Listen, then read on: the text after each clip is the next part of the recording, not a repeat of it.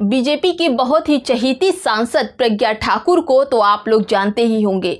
अब प्रज्ञा ठाकुर पर फांसी की सजा का प्रावधान हो गया। 8 मई को सुनवाई में प्रज्ञा ठाकुर और बीजेपी से जुड़े हिंदुत्व वाली सोच वालों को 8 मई के फैसले के बाद फांसी दी जाएगी।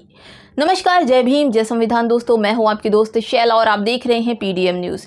ये खबर पूरी मीडिया, सोशल मीडिया सब तरफ से गायब है, क्योंकि जो केस प्रज्ञा ठाकुर पर चल रहा था वो आतंकवादी केस है। रमज़ान के 2008 में रमज़ान के दिन एक हिंदुत्ववादी सोच के चलते प्रज्ञा ठाकुर ने जिस बुलेट में बॉम्ब प्लांट किया था, उस बुलेट को मस्जिद के पास रखा गया था मालेगांव, और जब वो फटा तो उसमें 6 मुसलमान रमज़ान में मारे गए और 100 से ज़्यादा लोग उसमें घायल हो गए, जबकि 323 लोगों को उसमें गवाह बनाया गया था। और अब जबकि इतना समय बीत गया है, तब 32 लोगों को उनकी गवाही में अपने बयान बदलने पर मजबूर कर दिया गया था।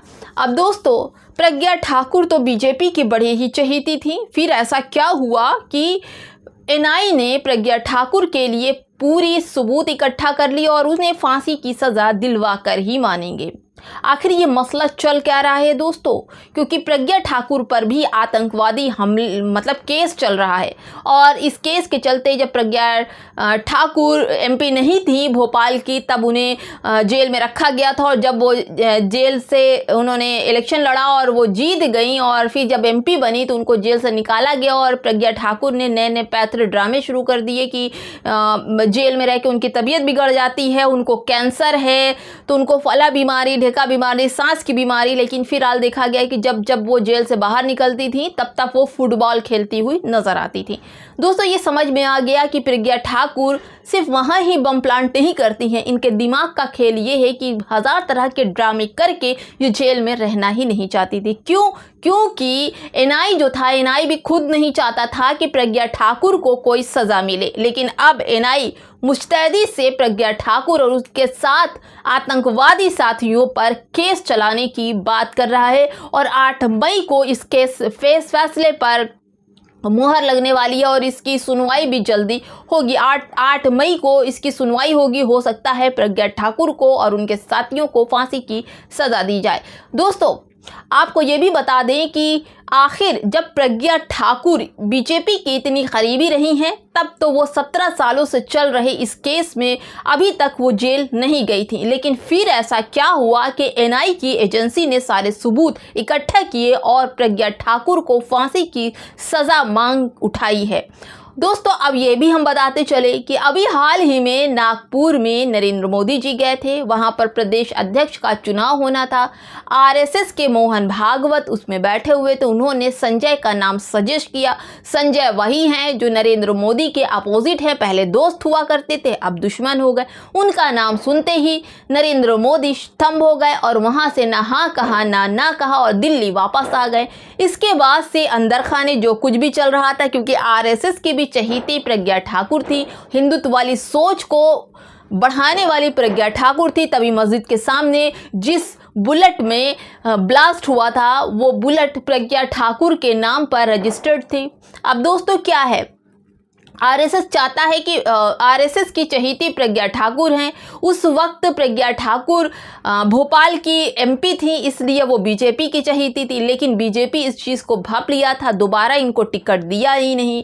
और अब जबकि वो आरएसएस के ही हिंदुत्व वाले सोच को चला रही हैं, अब बीजेपी में केंद्र मंत्री जो हैं हमारे अमित शाह जी हैं, और अमित शाह के अंडर में आता है एनआई। और एनआई अब 17 सालों के बाद प्रज्ञा ठाकुर को सज़ा दिलाने की बात कर रहे। जो एजेंसी है, सबूत है, वो कोर्ट में पेश हो रहे हैं। अब इन पर जो धाराएं लगी हैं दोस्तों प्रज्ञा ठाकुर के ऊपर, जरा उन धाराओं पर भी नज़र डाल लीजिए ताकि आप लोग ये समझ सके कि कितनी बड़ी बड़ी धाराएं प्रज्ञा के ऊपर लगी थी। और प्रज्ञा ठाकुर अभी तक जेल से बाहर थी और अब जब एनआई का शिकंजा चला तो वो पकड़ में आई हैं। दोस्तों, इस केस में प्रज्ञा ठाकुर के खिलाफ यूपीए के सेक्शन 16, 18 और आईपीसी की धारा 220B, 302, 307, 324, 326 और 427 के मामले दर्ज हुए हैं। और हम आपको ये भी बता दें कि प्रज्ञा ठाकुर के साथ जो लोग पकड़े गए हैं वो कर्नल प्रसाद पुरोहित, मेजर रमेश उपाध्याय, अजय रहीकर, समीर कुलकर्णी, स्वामी दयानंद पांडे और सुधाकर चौधरी एवं हिंदुत्व विचारधारा से जुड़े ये लोग हैं। और साजिश के तहत मस्जिद के सामने बम ब्लास्ट किया था जिसमें 6 रोजदार मुसलमानों की हत्या हो गई। अभी हाल ही में पहलगांव में जिस तरह से आतंकवादियों ने बेकसूरों को मार दिया, वैसा ही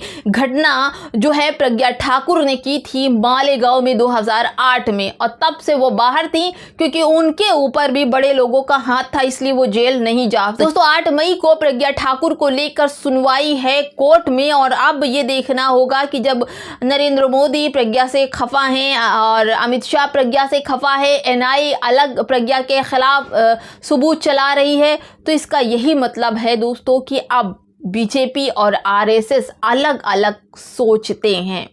बीजेपी अलग चाहती है अपनी चीज़ों को और आरएसएस अलग चाहता है अपनी चीज़ों पर। अब देखना ये होगा कि 8 मई को प्रज्ञा ठाकुर और उनके जो साथी हैं किस तरह से उन पर फैसले आते हैं और जिस तरह से फांसी की मांग उठाई जा रही है वो किस तरह से सही होगा। और प्रज्ञा ठाकुर पर जो केस चल रहे हैं वो एनआई पे भी सवाल उठाते हैं कि 17 सालों तक एनआई कर क्या रहा था और बार बार टाल मटोल कर रहा था। और अब जब आरएसएस से बीजेपी अलग होने के कगार पर है, ठनी है, दोनों में अलग अलग बातें चल रही हैं, तब प्रज्ञा ठाकुर पर फांसी की मांग करते हुए एनआई ने अपने दस्तावेज कोर्ट में जमा कर दिए हैं।